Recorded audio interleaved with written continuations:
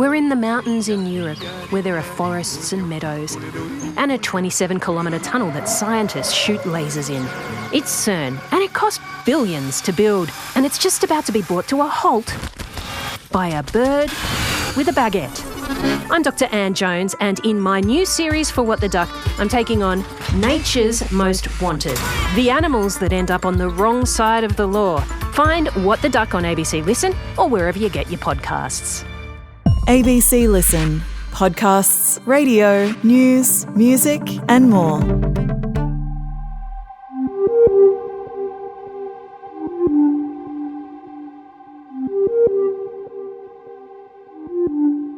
After 5 days of deliberations, the 12 people deciding whether Joseph Vekony and Steve Fabriczy are guilty of murdering Irma Palasics have returned their verdict.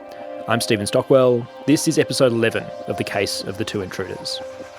Irma Palasics' brutal murder rocked her family and has haunted them for 24 long years. This wasn't the average robbery. The brutality of the attack shocked the community. They were virtually tortured that night. Violently assaulted before the two men ransacked the premises and stole cash and jewellery. My grandparents were beaten and my grandmother was left to die on the lounge room floor. For a quarter of a century, the family of Irma Palasics have been waiting for answers after she was murdered during a brutal home invasion, tied up and beaten, her house torn apart in a search for money. We've taken you inside the trial of the two men accused of this murder, and now we have a verdict. In this room, as it happened and as it was handed down, was ABC court reporter Elizabeth Byrne. Hi, Liz. Hi, Stocky. And we also have investigative reporter James Vyver. G'day, James. Hi, Stocky. Liz, the jury has reached a verdict. We've been waiting 2 months for this. How did you get the news that this decision had been made? Well, essentially, I got an email from the court saying the court will reconvene shortly. James and I had actually retired to a nearby cafe to discuss something that had happened earlier in the day, which was the judge answering a jury question. So I wasn't surprised, really, when we were called back to the court. And when we got there, I could tell it must be a verdict, partly because a whole lot of other lawyers had come into the court and other people from around the court precinct who would only come and sit down for a verdict. They wouldn't be worried about a question. Yeah. James, what was the mood like as, you know, the various parties, the families, the defendants filtered into the courtroom? Yeah, it definitely felt different to the other times we've been called in. It's quite hard to put your finger on, really. But as Liz says, I noticed too the fresh faces that I hadn't seen at any point in the preceding 2 months. There was a lot of tension. It almost goes without saying, but you could really feel it in the room. The family came in relatively late. A lot of the rest of us were in there assembled. They sort of all sat on a couple of rows together, holding hands extremely tightly, super focused, and just waiting those few more moments after that quarter century, as you said, to find out what had happened. When the jury came in, where did they look? Well, it's more about this particular jury, how they looked. They looked resolved, and there's been these several ladies sitting in the front row for almost the entire trial, and I've been trying to gauge what they're thinking. But they looked like they were, I wouldn't say happy with their result, but resolved in their result. And I didn't notice them particularly looking at Mr. Fabriczy, but they look like, we've got the decision, let's get on with the business. Yeah, I'm always a little bit interested and curious where a jury looks as they come in, because there is a theory that if they look at the defendant as they walk in, they may have a not guilty verdict, and if they don't look at the defendant, they may have a guilty verdict. So I always like to ask that question. Liz, what verdict did they deliver? Well, the judge asked the jury foreman to come forward, and the judge's associate actually read the charges to the jury, asked, first of all, have you reached your verdicts? And the foreperson said yes, and then read each of the charges and the first charge was a charge of murder against Steve Fabriczy, and the answer was not guilty. And then it was a charge of manslaughter against Steve Fabriczy, and the answer was guilty. So from that, we knew what else was probably coming.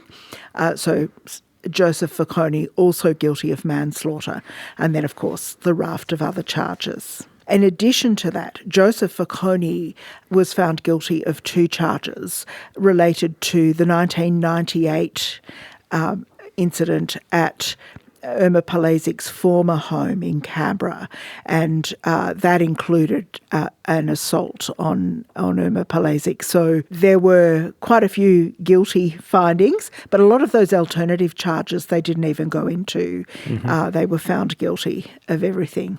Yep.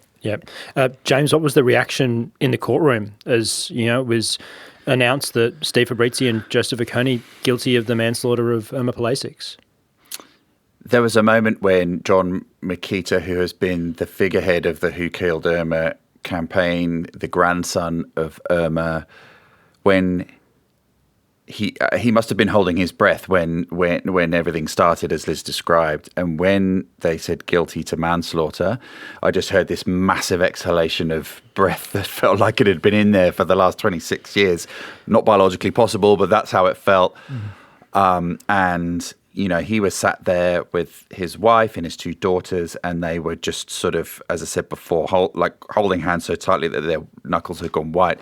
They had tears in their eyes. John looked down, and it was just a palpable moment of emotion that thankfully most people never get to feel, really, because it is such a mixture of probably all the emotions any human being could possibly feel. And in the row behind them. And it's worth pointing out to people who might not be able to picture the courtroom. When we say the public gallery, that kind of makes it feel like it's high up and you're looking down. It really isn't. You're on the same level, really pretty close to what's going on in the public gallery, and we are close to them. In the various times, what things like you go to a place for ages, you end up sitting in the same spot.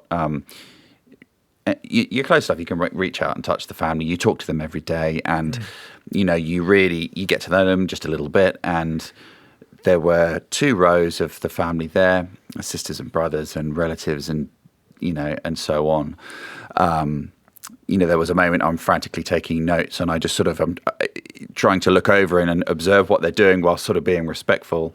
There was a moment when I'm not sure how she fits into the family, but she was sitting on one end and she just sort of turned and looked at me with tears in her eyes, and we just had a slight nod at one another and then sort of carried on. So sadly, the timing just wasn't quite right for Elizabeth Makita and her husband, John Sr., to make it into the court to physically hear the verdict come from the lips of the foreman of the jury. Obviously, they'd been messaging. By the time they arrived, they knew. And if there was a moment that just summed up everything that we're talking about over all of this time, it was just a long, tearful embrace between John Makita Jr., grandson of Irma, and his mother, Elizabeth. They just hugged and hugged and hugged and hugged and hugged. And it was really moving, I have to say. It really was. And James, what about reactions from the defendants as the verdict was handed down? I must say the thing that I noticed was, at first, Steve Fabriczy's expression was pretty blank. It then changed, and people won't have seen this, but Liz and I have. It changed to a similar expression during the recording of his police interview after he'd been arrested and was sat there with lead investigator Craig Marriott, that sort of quite shocked, looking down.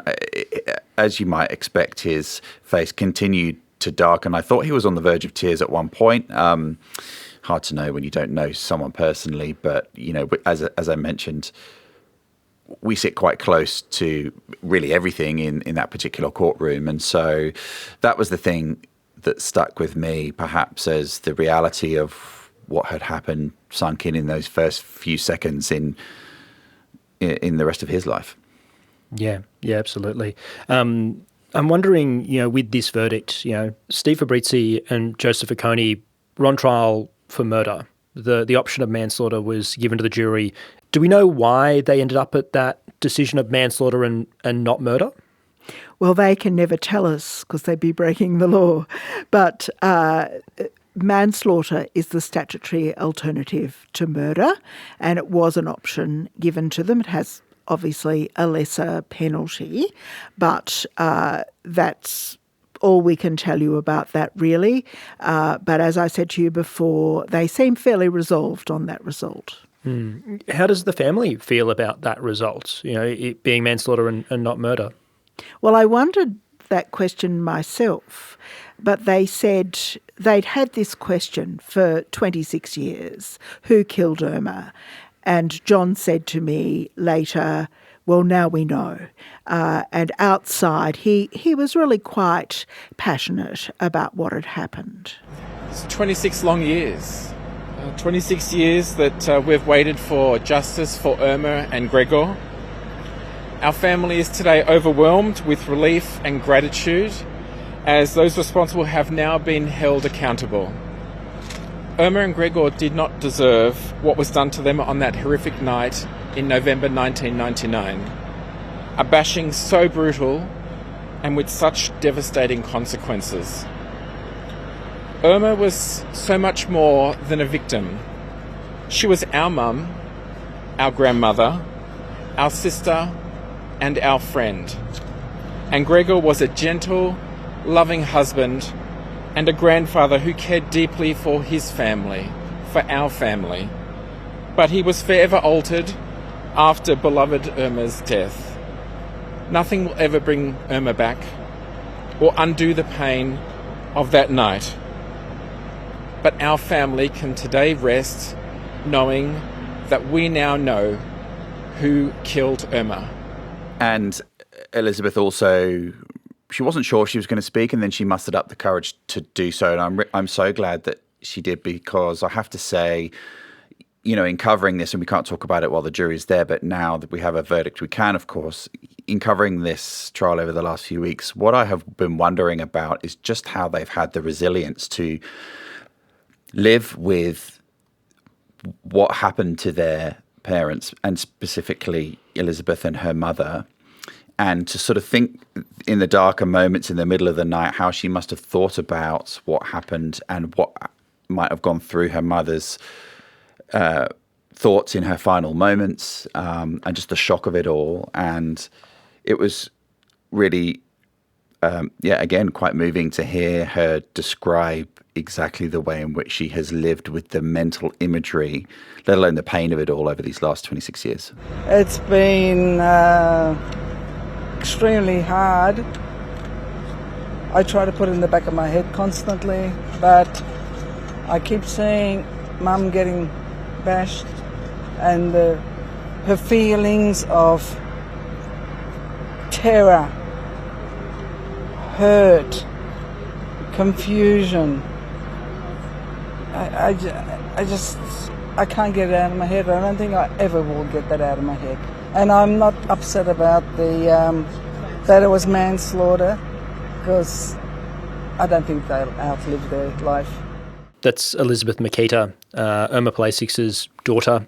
Before that, you heard John Makita, Irma Palasics' grandson, Elizabeth Makita's son, the man who has run the Who Killed Irma campaign for decades at this point. James, you've spent time with the family over the last week waiting for this verdict. You talk about their resolve. What's it been like sitting with them over those last few days?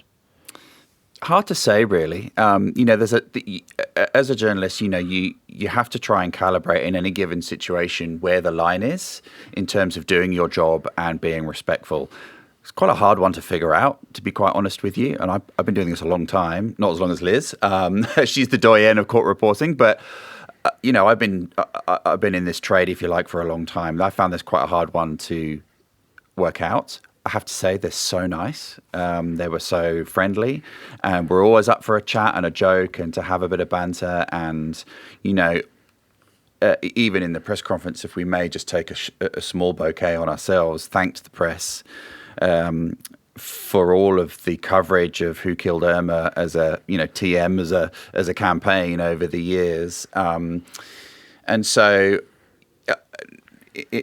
in a bit of a similar way to the police, obviously much less, of course, they were cognizant of it being a group effort, as it were, to sort of get to this particular moment. Now, we're just a tiny little cog, of course, in all of this, but insofar as spending time with them, it's heavy going, and you get the sense of they're just carrying around this big weight of emotion on their backs for all of this time, and now hopefully they're able to just put some of that weight down, although, as you just heard from Elizabeth, it's easier said than done. There is, as John Makita, I thought quite cheerfully put it, the departures lounge area outside the court, which is, once he described it like that, I couldn't unsee it. This is essentially some quite, uncomfortable chairs that everyone sort of sits on in between proceedings, and they've all sort of gathered in that spot and chatted away, and various levels and generations of the family have been there, and obviously it's school holidays at the minute, so the great granddaughters of Irma have been there, and that sort of felt quite nice too, that they were in the court and could see the result of this thing that happened even before they were born. Yeah. While there was a wait for the verdict, a number of days as well, 5 days the jury was deliberating for before they reached the guilty verdict on a manslaughter charge for Joseph Vekony and Steve Fabriczy. The jury was working quite hard. They were deliberating through that period, and we had questions from them to the judge throughout that as well. One of them asking how extended joint commission works. Now, this is the concept that if two people go to commit a crime, burglary, for example, they're both responsible if it escalates to something like murder. Liz, does a question like that suggest that the jury may have had a kind of a harder time reaching this verdict? If they were having a harder time, they'd have sat for 6 weeks. I think it showed, which has happened to me, but I think what it showed is that they were a smart jury. This was a very sophisticated question. And what they asked the judge was, did this extended joint commission idea, where something outside what was obviously the original agreement to burgle the house had happened, and that was, of course, the death of Mrs. Palasics. So they wanted to know, did extended joint commission apply to all of the charges or just the murder charge? And the answer to that was just the murder charge. Then they came back a day later and they were asking about if, does it apply to both of the people involved? And so they asked, the judge had to explain to them that it doesn't matter who had attacked Mrs. Palasics. Both of them were equally liable. Yeah, and it seemed quite soon after that question was answered that the jury returned with a verdict. Yes, and I think that, you don't know how they were thinking because they can't tell us, obviously. But I thought at the time when that question was answered this morning, they'll either be back in an hour or it'll be another week. So I was right about the back in an hour. Yeah. Pleased it was the former, mostly for the family, saved them having a week of waiting in that departures lounge, James, as you've described it. With Joseph Vekony and Steve Fabriczy being found guilty of manslaughter in the trial of whether or not they have murdered Irma Palasics, there was so much evidence that we've heard over the last 2 months. The DNA found on items in the fridge of the Palasics home that the prosecution said had a really high likelihood of being from Joseph Vekony and Steve Fabriczy, obviously being a key part. Then challenges from the defence about how much you could trust that evidence as well. The defence also highlighting potential other people that could have been involved too. I mean, what struck both of you as the kind of the key evidence that the jury may have relied on as they worked their way to this decision? I thought throughout it was very hard to get past the fridge.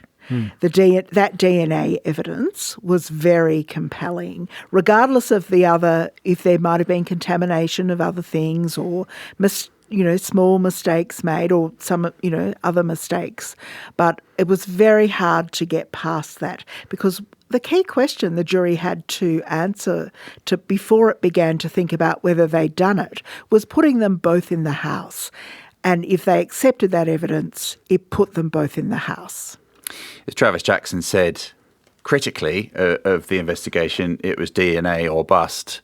And so it proved to be, just not in the way perhaps that he suggested. I agree with Liz. I mean, no DNA, no case, ultimately. No undercover operation, no Joseph Vekony ever really being known. But insofar as coming to the decision that they have, yeah, exactly that. You can't get past the fridge. Yeah. And of course, the fridge was the DNA on the milk bottle from Steve Fabriczy and the DNA on the water jug from Joseph Vekony. Which matched the balaclava, which is how we got convicted of the incident in 1998. Just to close the loop for everyone following along. It's been incredible kind of work from the police to get to these points, to connect those items. Also from Gregor Palasics as well, to have the presence of mind lying in the hospital bed after being assaulted during this home invasion, to mention to someone that I think I saw someone drink from something in the fridge as I was lying on the ground, and that being the thing that brings us to the moment that we're at now as well. Liz, James, you've talked us through the verdict, the reactions from the family. What happened in the courtroom after the verdict was delivered? Was there any sort of further legal discussion, any planning that's happening for the next stages in those moments? Well, there are a couple more things to come, and we can't discuss some of that just yet. But, the judge does what the judges always have to do. In a case where someone's found guilty, they set up a pre-sentence report for both men. They also set a date for the next set of directions. And Sky Jerome, who had represented Steve Fabriczy, stood up and said that she'd been instructed to offer to the court restorative justice. Now, restorative justice in the ACT is a program which brings perpetrators together with victims so that there is an exchange there. And it gives perpetrators an opportunity to apologise and victims an opportunity to talk to a perpetrator. In this case, however, it's not going to happen. Before Sky Jerome could even sit down, the prosecutor was on his feet saying the family doesn't accept that. So it's out of the question, but it was an interesting little development. The other thing that I noticed, I just hadn't really thought about, to be honest, is what happens to the jury after they've given their verdict. And the judge said, well, listen, you can go, or you can go and sit in the public gallery and watch what goes on if you like, or you can stay sitting there while we sort of tidy things up. All of them left.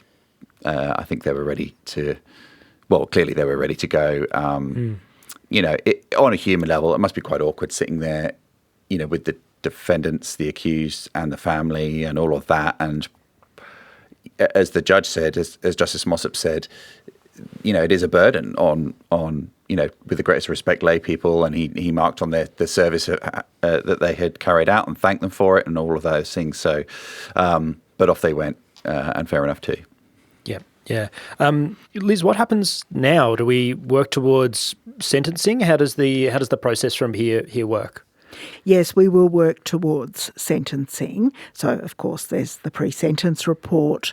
There'll be a bit of time before that gets or comes to fruition. There's also the question of appeals. Now, there's 28 days from conviction to the deadline for an appeal. You can apply out of time, but usually there's a decision about whether there'll be an appeal within that period. I'm not sure what will happen there, but Travis Jackson already raised that period in the court, so we'll just have to wait and see. Yeah. Do we have any idea on what potential sentence these men may be facing? Well, it's very hard to tell, particularly since there are so many charges that they've been found guilty of. But the maximum term for manslaughter is 20 years in the ACT. Thank you, Liz. And these men at the moment in their early 70s, so a sentence of that length would put them into their 90s, not considering sentences for the other offences that they've been convicted of today as well. If you've got any questions about this, I'm sure people do, please send us an email. Get in touch, thecaseof@abc.net.au. We do love hearing from you. We will, in fact, be back early next week with an episode where we start answering the questions that we couldn't answer during the trial, talking about some of the things that the jury didn't hear as well. And Liz, there's a couple of pretty big things that we can start to reveal in that episode. Yes, hopefully. It's some things that I'm very keen to share as well when we start getting to what we really think about the trial, and offer some of our analysis and insights into the process throughout as well in some of our other episodes we've got coming up. And there has also been one question that we have been asked so much throughout this trial. I think probably 1 in every 2 emails to the Case Of has asked this question. So given that weight of inquiry, we've decided we'll do a special episode on that as well. So you'll find out more about that if you grab yourself ABC Listen. All the details will be dropping in there. Our latest episodes pop up there slightly before they pop up anywhere else. So grab yourself ABC Listen. And if you've enjoyed this series of The Case Of, jump onto whatever podcast app you listen to us through and leave us a rating and a review, because it makes it much easier for people to find us. Elizabeth, James, thank you so much for joining us for this series, for taking us inside the courtroom and talking us through the verdict in this episode. Thank you, Stocky. No, you're welcome.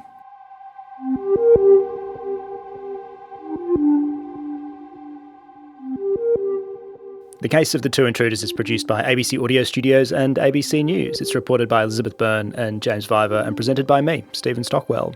Our supervising producer is Greg Muller and our executive producer is Claire Rawlinson. This episode was produced on the land of the Ngunnawal, Ngambri and Wurundjeri people.